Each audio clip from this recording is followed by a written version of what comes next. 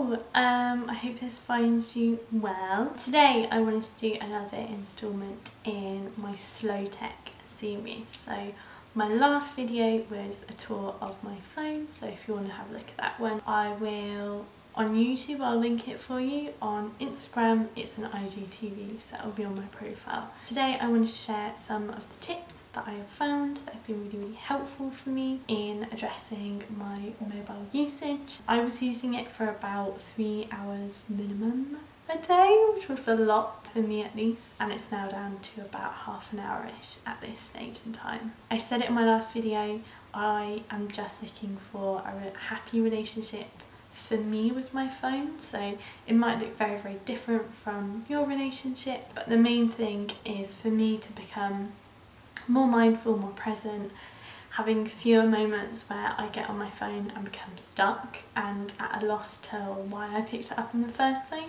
So I thought perhaps it would be helpful for you as well, maybe to share some of the things that I've been doing that I've been finding really helpful. So the first thing is to make the most of away messages. Now, I've talked about it a couple of times already, but I do just want to flag it again that WhatsApp Business lets you set an away message, and also you can use the Do Not Disturb while driving function on your iPhone to manually set a message that will ping back saying whatever you need it to.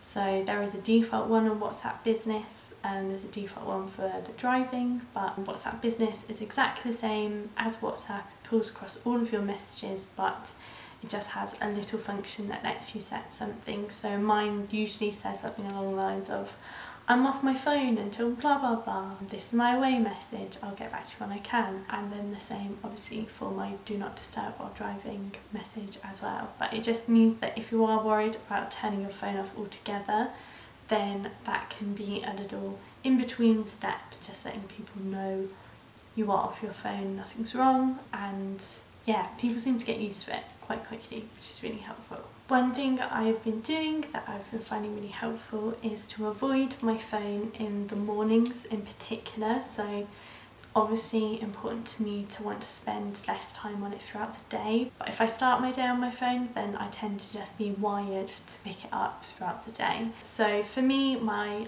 cut-off time, which I have set via the Do Not Disturb automated function on my iPhone, it doesn't wake up or light up until 9 AM. So no notifications, the screen is black, and it just helps me to spend my morning actually doing things, kind of thinking, you know, for myself, what do I need, versus reacting to things and getting swept up in messages, things that aren't actually critical while I'm not that awake. And it means that in the mornings I'm happy to watch YouTube videos on my laptop sometimes, but usually I will read while I'm eating my breakfast, and it just helps me stay off it as much as possible. I use my phone as a speaker for music a lot of the time, so one of the things that I did to try and combat this is use replacements. So for us, we have, and I don't shop with Amazon anymore, so please do your research and decide on what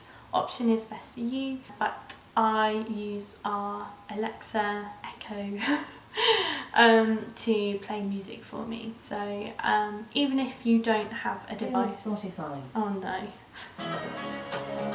Alexa, please stop. Well, that was great. Anyway, I use that to basically make sure that I am using it as little as possible, so it's very nice that I don't have to manually go into my phone, press play on anything and then have it play. But equally, if I did just have a Bluetooth speaker, then that would work as well, because yes, I'd be picking my phone up, but then I could just put it down and leave the music to do its thing. So in particular, having a shower, having it sat outside the door playing music has helped me from just not having my phone in the bathroom. I have been trying to switch my phone off for an hour a day, so between 8 and 9 for me is quite a good time because I'm eating my dinner, so it's not really necessary for me to be on my phone throughout the day. Sometimes I'll turn it off then as well, and yeah, just making sure that I get used to having some time where it's off I have found really helpful. So definitely recommend if you haven't gotten the routine. Like, it might be quite difficult to spend a day off your phone, but that could be a good gateway. To that end, I have been playing around with my weekends, and I have days where I will switch off my phone altogether, or like I say, leave it on with an away message. If I'm not doing that, then a lot of the time I do delete my social apps off for the weekend, just to have some kind of like separation. Doesn't have to be for the entire weekend.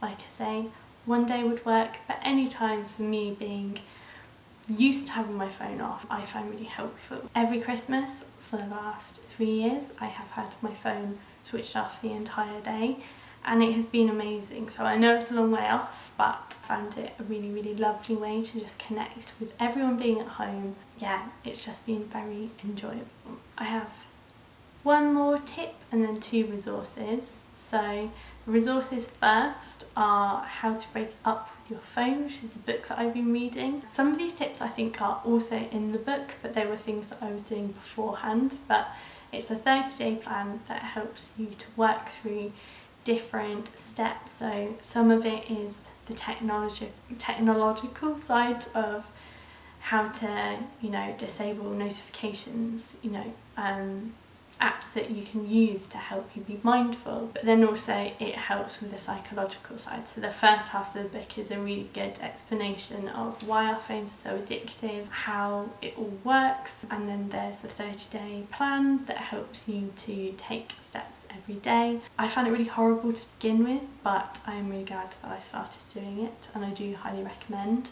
And then I do also recommend the Slow Home podcast, which I think is wonderful. There's so many episodes for it now, which is brilliant, and there are a good number of ones about slow technology that I have found really, really beneficial. So if you have yet to watch it, listen to it, definitely have a look. I think you'll enjoy. Then the last tip is to write down exactly what you would like your relationship with your phone or with your technology to look like. So I have it in the back of my planner, just a list of bullet points of things that I would like to aspire to, just to inspire me to keep going and have as a little reference point, rather than thinking, oh my goodness, I want to spend less time off my phone, but I don't know what that looks like.